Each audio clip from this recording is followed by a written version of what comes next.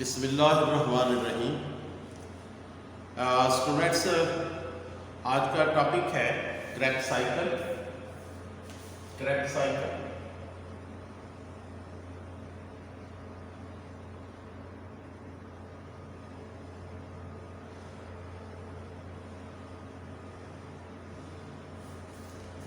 Krebs cycle is a very important topic.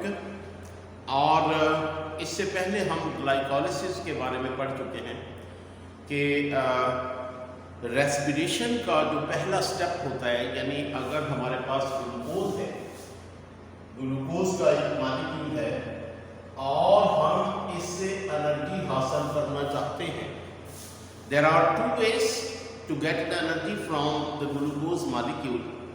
First of all, एक तो ये तरीका है कि हम ऑक्सीजन का यूज़ करें, यानी ऑक्सीजन का यूज़ करके ग्लूकोज के मॉलिक्यूल को ब्रेक डाउन करें। और दूसरा जो तरीक़ेकार है वो है एनारोबिक रेस्पिरेशन, यानी विदाउट ऑक्सीजन। यानी हमें ऑक्सीजन अवेलेबल नहीं है तो हम बग़ैर ऑक्सीजन के इसमें जो ग्लूकोज का मॉलिक्यूल है वो लैक्टिक एसिड में तब्दील होगा और उसको हम फर्मेंटेशन या लैक्टिक एसिड फर्मेंटेशन कहते हैं। But in this lecture we are going to discuss the oxidation, oxidative respiration कहने या एरोबिक रेस्पिरेशन। एरोबिक रेस्पिरेशन यानी जिसमें ऑक्सीजन इन्वॉल्व है। तो हम जो ग्लूकोज के मॉलिक्यूल को ब्रेक डाउन करेंगे with the help of oxygen, यानी ऑक्सीजन की मदद से। तो इसमें ऑक्सीजन इन्वॉल्व होगी और ये एरोबिक रेस्पिरेशन। तो ग्लूकोज का जो मॉलिक्यूल है इसको हमने पहले स्टेप में, यानी जिसको हम ग्लाइकोलिसिस कहते हैं, ग्लाइकोलिसिस की मदद से हमने इसको ब्रेक डाउन किया था। ग्लूकोज के मॉलिक्यूल को हमने ब्रेक डाउन किया था दो पाइरुविक एसिड,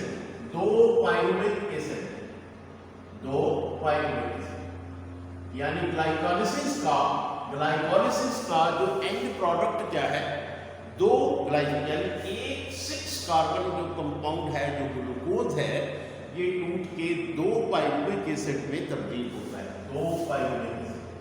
और पाइरुविक एसिड जो है ये पाइरुविक एसिड जो है, पाइरुवेट भी इसको कहते हैं pyruvic acid, it is 3 carbon compound. ये 3 कार्बन, यानी ग्लाइकोलिसिस के एंड पे हमें 2 मॉलिक्यूल जो है वो पाइरुविक एसिड के हासिल हुए। और पाइरुविक एसिड का जो फार्मूला होता है वो होता है C3H4O3। ठीक है, इस फार्मूले को जहन में रखें, बहुत ही इंपॉर्टेंट है। अगर आपको ये फार्मूला समझ आएगा तो आपको काफ़ी हद तक जो है मामला क्लियर हो जाएंगे। अच्छा, ये जो C3H4O3 यानी कि ये क्या है, ये पाइरुविक एसिड है और हमें 2 पाइरुविक एसिड के मॉलिक्यूल हासिल हुए हैं। अब ये जो पाइरुविक एसिड है, यानी ये जो ग्लाइकोलिसिस करें जिसमें पाइरुविक एसिड बना है, ये एक इनकम्प्लीट ब्रेकडाउन ऑफ ग्लूकोज। ये कंप्लीट ब्रेकडाउन नहीं है बल्कि ये इनकम्प्लीट है। और इसके बाद अब हम इसको मजीद यानी ब्रेक डाउन के लिए अगले मरहले में लेके जाएंगे जिसको हम कहते हैं क्रेब्स साइकिल। यानी ग्लाइकोलिसिस के बाद जो है वो, और ये ग्लाइकोलिसिस के जो लेक्चर था उसमें आपने पढ़ा था कि जो ग्लाइकोलिसिस होता है वो साइटोप्लाज्म में होता है, सेल के साइटोप्लाज्म में होता है ग्लाइकोलिसिस। ठीक है, अब अगला मरहला जो है, ये जो ग्लाइकोलिसिस के बाद हमें हासिल क्या हुआ है, 2 पाइरुविक एसिड के मॉलिक्यूल, 2 पाइरुविक एसिड के मॉलिक्यूल हमें हासिल हुए हैं, पाइरुविक एसिड 2। और ये मरहला मुकम्मल हुआ है इसमें साइटोप्लाज्म।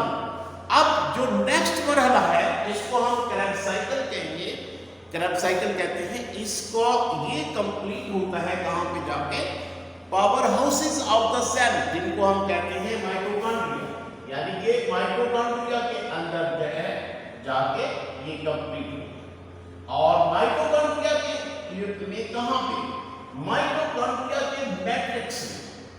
माइटोकॉन्ड्रिया के मैट्रिक्स में, यानी माइटोकॉन्ड्रिया के साइटोप्लाज्म में। और इस मैट्रिक्स के अंदर वो तमाम एंजाइम्स मौजूद होते हैं जो इस रिएक्शन में हिस्सा लेंगे। कौन से रिएक्शन? क्रेब्स साइकिल, ठीक है। और ये क्रेब्स साइकिल कहाँ पे होगा? माइटोकॉन्ड्रिया के मैट्रिक्स में। अब ये जो यानी हमारे पास दो पायरुवेट एसिड के मॉलिक्यूल हासिल हुए हैं, इनको हम लेके जाएंगे माइटोकॉन्ड्रिया में, और माइटोकॉन्ड्रिया में इनकी फर्दर ब्रेकडाउन होगी, जिसको हम क्रेब्स साइकिल कहते हैं, ठीक है। अब क्रेब्स साइकिल इसको क्यों कहते हैं? देखिए, क्रेब्स साइकिल असल में उस साइंटिस्ट के नाम पर इसका नाम रखा हुआ है जिस साइंटिस्ट ने इसको डिस्कवर किया, और उसका नाम था हैंस क्रेब। हैंस क्रेब उसका नाम था, और उसने ये साइकिल चूंकि ये डिस्कवर किया था 1930 में, तो इसलिए इसको क्रेब साइकिल, उसके नाम पर इसको क्रेब साइकिल कहा जाता है। एक बात और, क्रेब साइकिल जो है यानी ये दो पायरुवेट एसिड है, तो दो पायरुवेट एसिड के मॉलिक्यूल के लिए एक एक दफा रन करेगा। यानी पहले क्रेब साइकिल जब रन करेगा तो एक पायरुवेट एसिड के लिए एक दफा रन करेगा, और दूसरा ये भी बहुत ही इंपॉर्टेंट है कि एक ग्लूकोज का अगर मॉलिक्यूल है उससे हमें दो पायरुवेट एसिड हासिल हुए हैं, तो उसके लिए ये जो क्रेब साइकिल है ये दो दफा रन करेगा, और इसमें जो एनर्जी होगी वो हम यानी डबल कैलकुलेट करेंगे, वो मैं अभी आपको बताता हूँ।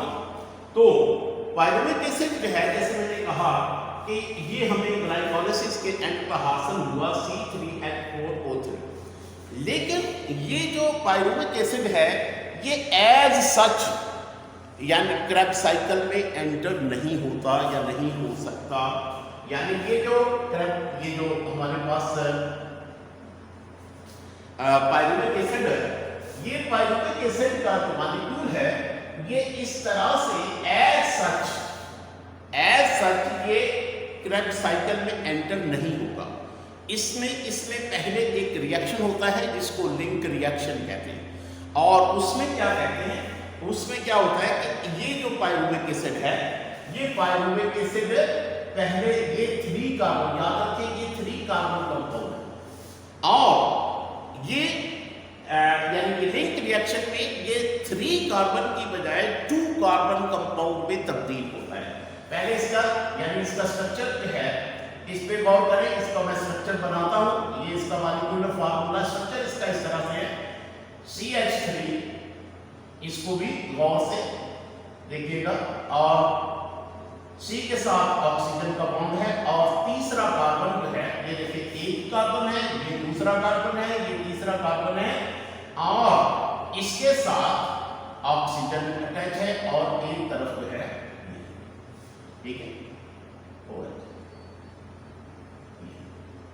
तो ये जो है यानी जिसको हम कहते हैं कार्बोक्सिलिक ग्रुप, ये इसके साथ अटैच होता है। ये जो है यानी जो पायरुवेट है या पायरुवेट एसिड है, सबसे पहले इसको यानी एसिटाइल, इसको तब्दील किया जाता है एसिटाइल को A में। अब वो कैसे तब्दील किया जाता है, इसके जरा स्ट्रक्चर पर गौर करें। इसकी डीकार्बोक्सिलेशन होती है, डीकार्बोक्सिलेशन होती है यानी कि इसमें से कार्बन डाइऑक्साइड रिमूव की जाती है।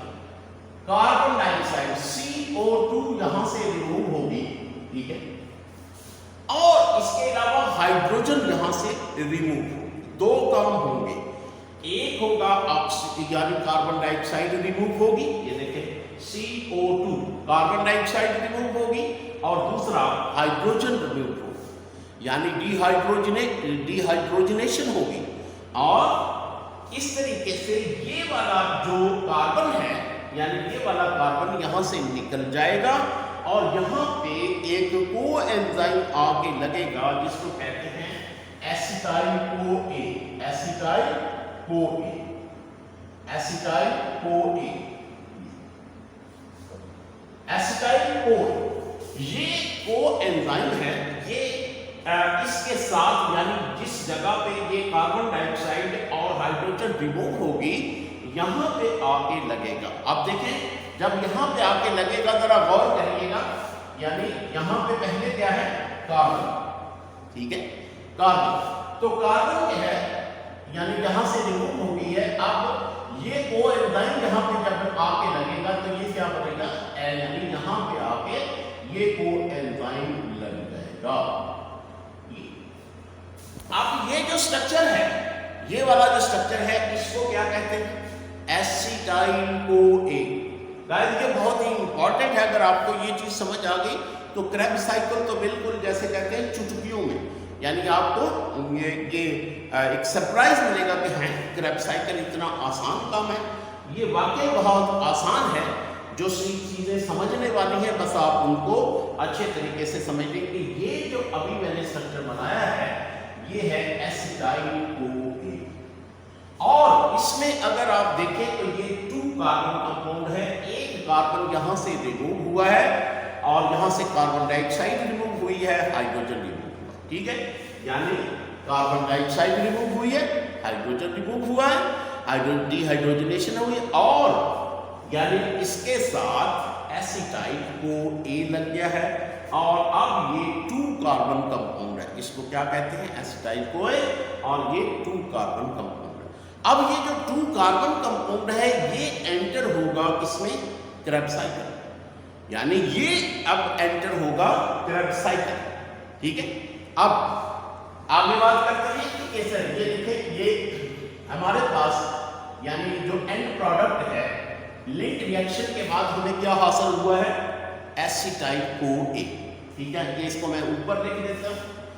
अब एसिटाइल कोए यानी एसिटाइल कोए, एसिटाइल कोए और ये है क्या है, जैसे मैंने कहा अभी आपको मैंने लिख के बताया है कोए एसिटाइल कोए और इसके साथ है कार्बन डाइऑक्साइड, कार्बन के साथ डबल बॉन्ड और फिर कार्बन के साथ CH3, ये जनाब आपका एसिटाइल कोए। अब ये एंटर होगा इसमें क्रेब्स साइकिल, लेकिन क्रेब्स साइकिल जो है ये एक साइक्लिक एक्टिविटी है, इसीलिए इसको साइकिल कहा जाता है कि इसमें जो प्रोडक्ट बनती है वो दोबारा रिएक्टेंट के साथ रिएक्ट करती है और रिएक्ट करने के बाद फिर से वही अमल दोबारा दोहराया जाता है, इसको साइक्लिक एक्टिविटी कहा जाता है। यानी इसमें जो प्रोडक्ट बनती है वो दोबारा से रिएक्टेंट के साथ या दोबारा से उस अमल में या उस साइकिल में हिस्सा लेती है। तो इसमें हम देखेंगे कि जो प्रोडक्ट बनेगी इस साइकिल के एंड पर वो दोबारा से रिएक्टेंट के साथ रिएक्ट करेगी और ये साइकिल दोबारा चलेगा। इसीलिए तो अब ये जो साइकिल जब चलता है तो इस साइकिल के एंड पर जो प्रोडक्ट होती है यानी जो प्रोडक्ट होती है वो होती है oxalo acetate, oxalo acetate, oxalo acetate जो कि 4 कार्बन कंपाउंड है। ऑक्सैलो एसीटेट क्या है 4 कार्बन कंपाउंड और ये इस साइकिल का एक यानी कहने के एंड प्रोडक्ट है, ये इसका प्रोडक्ट है, इसके हर साइकिल के एंड पर ये बनती है और उसके बाद क्या है रिएक्टेंट के साथ यानी ये रिएक्टेंट का यहाँ पे क्या है acetyl CoA, acetyl CoA reactant है और ये जो प्रोडक्ट है इस साइकिल की वो इसके साथ रिएक्ट करेगी। जब इसके साथ रिएक्ट करेगी तो इसमें जो कंपाउंड बनेगा 4 कार्बन ये हैं, 2 कार्बन यहां से आएंगे तो कितने कार्बन हो गए 6 कार्बन। तो यानी यहां पे जो कंपाउंड बनेगा इसको हम कहते हैं सिट्रेट। सिट्रेट है ये it is 6 carbon compound, it is 6 carbon compound, ठीक है। और ये जब रिएक्शन होता है यानी कि जो सिट्रेट बन गया अब ये जो कोएंजाइम है इसका काम खत्म हुआ तो ये कोएंजाइम जो है ये यहां से निकल जाता है, यानी कोएंजाइम यहां से ये निकल जाएगा, यहां से निकल जाएगा। ये जो सिट्रेट है ये जैसे मैंने कहा 6 कार्बन कंपाउंड है और ये जो 6 कार्बन कंपाउंड है ये यानी कहने के इट इज अनस्टेबल कंपाउंड। और सिट्रेट जो है, सिट्रेट आगे आइसोमराइज होता है। आइसोमराइज मतलब ये है कि उसका मॉलिक्यूलर स्ट्रक्चर सेम रहता है, मॉलिक्यूलर फार्मूला सेम रहता है, लेकिन उसका जो स्ट्रक्चर होता है, स्ट्रक्चरल फार्मूला, वो चेंज हो जाता है।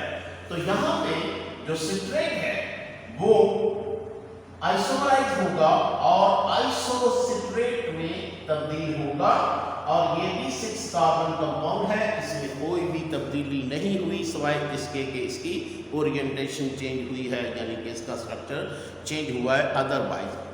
अब आपने यानी क्रैब साइकिल को अगर बहुत ही आसान तरीके से समझना हो तो आपने देखा कि जब पहला मरहला जिस वक्त यानी पाइरुविक एसिड जो है, पाइरुविक एसिड जो है, ये पाइरुविक एसिड है, पाइरुवेट, इसको हमने तब्दील किया था एसिटाइल CoA के साथ और ये 2 कार्बन। और इस रिएक्शन में क्या हुआ था, इस रिएक्शन में एक हाइड्रोजन यहां से रिमूव हुआ और ये हाइड्रोजन फॉरिक हाइड्रोजन के साथ 2 इलेक्ट्रॉन है और ये इलेक्ट्रॉन और हाइड्रोजन जो है ये NAD+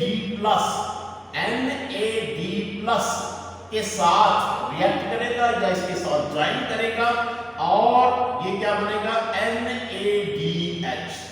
और NADH जो है ये एक एनर्जी करेंसी है, बहुत ही यानी हैवी एनर्जी करेंसी है, जिसमें 3 ATP होते हैं NADH में। तो ये जो रिएक्शन है जिसमें पाइरुविक एसिड को हमने एसिटाइल CoA में तब्दील किया, इसमें यानी एक तो रिएक्शन ये हुआ था कि इसमें हाइड्रोजन, और दूसरा मैंने आपको क्या बताया था कि यहाँ से कार्बन डाइऑक्साइड हमने रिमूव किया, कार्बन डाइऑक्साइड रिमूव किया। और कार्बन डाइऑक्साइड रिमूव होने को हम क्या कहते हैं, डीकार्बोक्सिलेशन, डीकार्बोक्सिलेशन, ठीक है। यानी 2 रिएक्शन यहाँ पे हुए हैं जिसकी वजह से ये जो यानी कोई जो एसिटाइल CoA एंजाइम इसके साथ अटैच हुआ और ये 3 कार्बन से 2 कार्बन रह गए, क्योंकि एक कार्बन जो था वो कार्बन डाइऑक्साइड की सूरत में निकल गया और जो हाइड्रोजन था वो NAD+ को मिला और NADH मिला।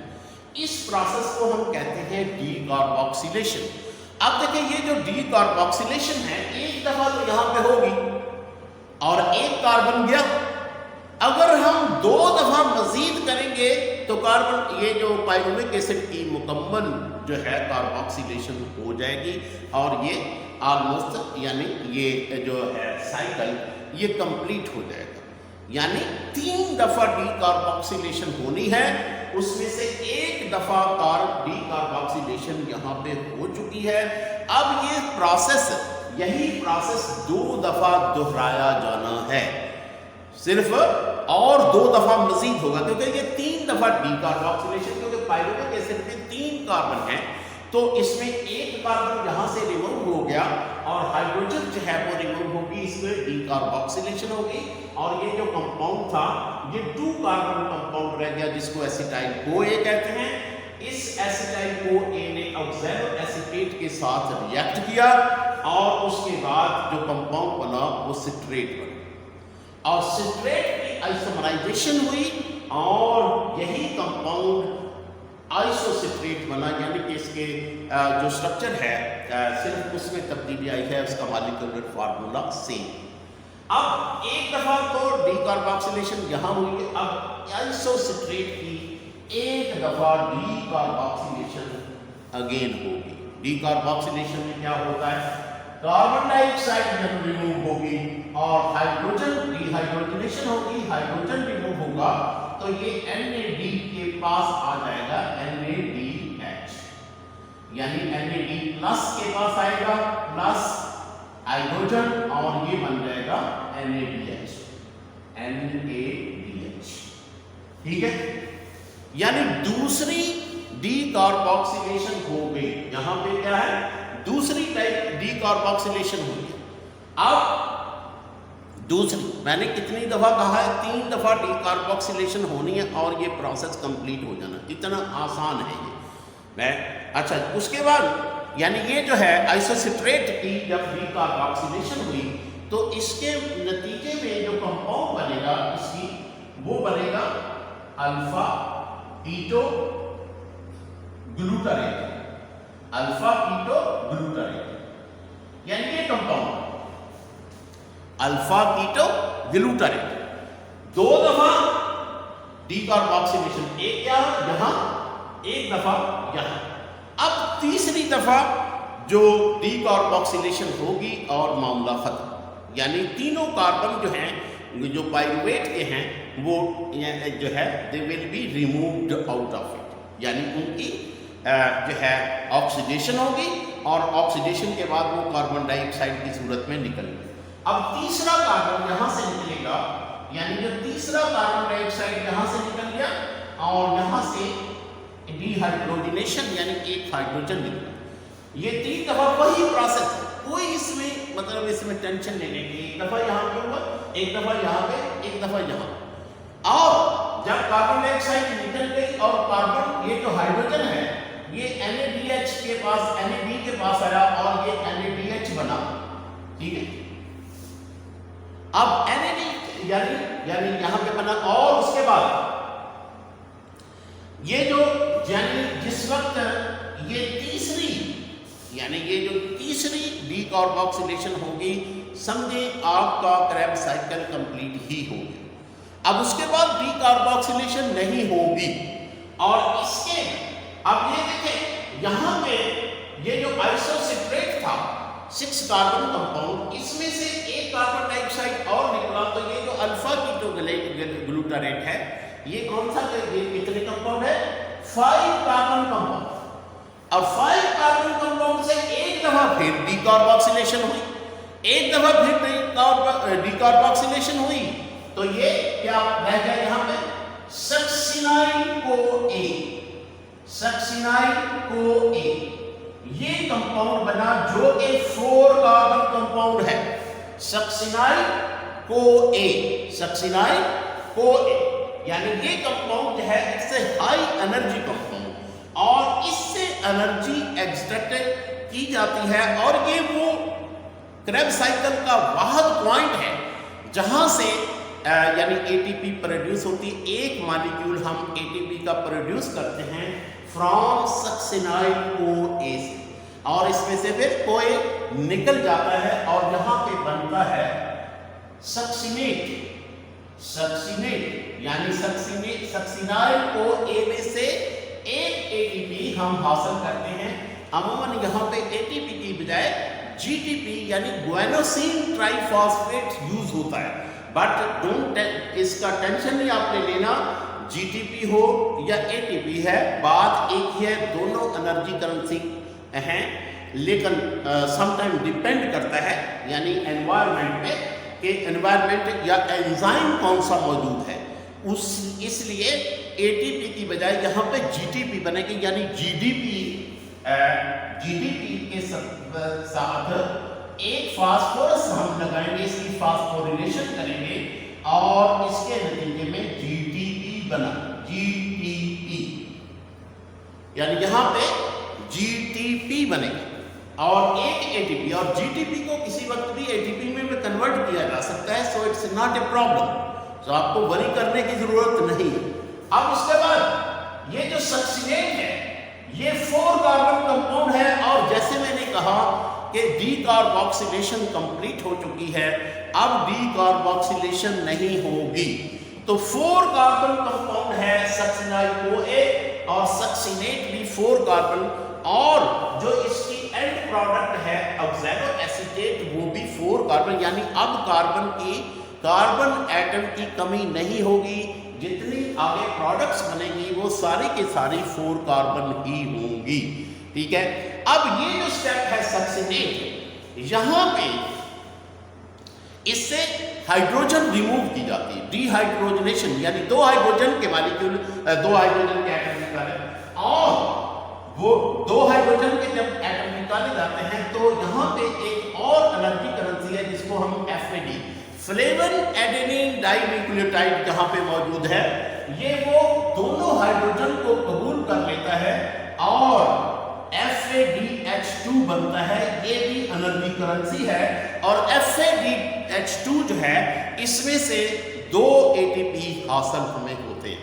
NADH से 3 हम ATP हासिल करते हैं। तो यहाँ पे 3 ये जो है FADH हासिल जब होगा हमें सक्सिनेट से, और तो सक्सिनेट से जब यानी एनर्जी निकल जाएगी तो उसके नतीजे में जो आगे कंपाउंड बनेगा वो बनेगा फ्यूमरेट।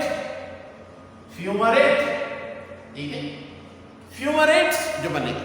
अब जो फ्यूमरेट है यहां पे इसकी मजीद एक दफा डिहाइड्रोजनेशन होगी, और ये जो फ्यूमरेट है जो है, फ्यूमरेट में से हम एक वाटर का मॉलिक्यूल निकालेंगे, एक वाटर का मॉलिक्यूल निकालेंगे, और फ्यूमरेट जो है वो कन्वर्ट हो जाएगा मैलेट।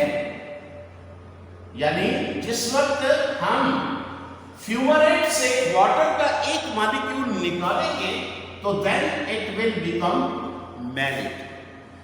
मैलेट जो है यानी ये भी 4 कार्बन कंपाउंड है, और इसमें से मैलेट की जब डिहाइड्रोजनेशन होती है, यानी यहां से मैलेट से हाइड्रोजन रिमूव किया जाता है, तो फिर यहां पे एक NADH बनेगा, यहां पे एक NADH बनेगा, और मैलेट जो है वो ऑक्सैलो एसीटेट में कन्वर्ट हो जाएगा। मैलेट जो है वो ऑक्सैलो एसीटेट में कन्वर्ट हो जाएगा, और यही वो ऑक्सैलो एसीटेट है जो कि यानी इस साइकिल को चलाता है। ये प्रोडक्ट है, और ये रिएक्टेंट के साथ, रिएक्टेंट कौन सी है, एसिटाइल CoA, ठीक है। एसिटाइल CoA के साथ जिस वक्त ये रिएक्ट करता है, मैं इसको थोड़ा सा रिवाइंड करना, प्लीज इसको दोबारा से थोड़ा सा इसको रिवाइज कराता हूँ ताकि आपको अच्छे तरीके से याद हो जाए, ठीक है।